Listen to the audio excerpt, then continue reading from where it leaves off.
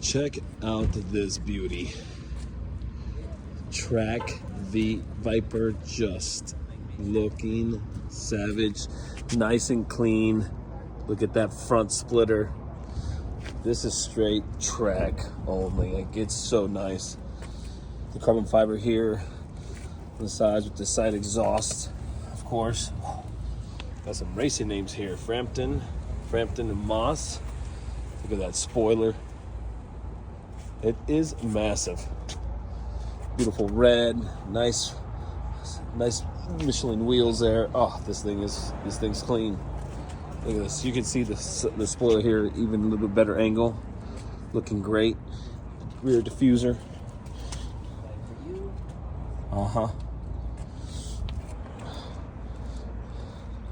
Just a classic. I mean, you can see this from here too. That side vent here,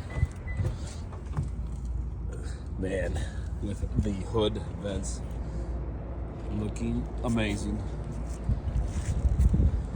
This is a really nice Viper. I actually haven't seen this one before, but man, it is clean and ready to fucking move.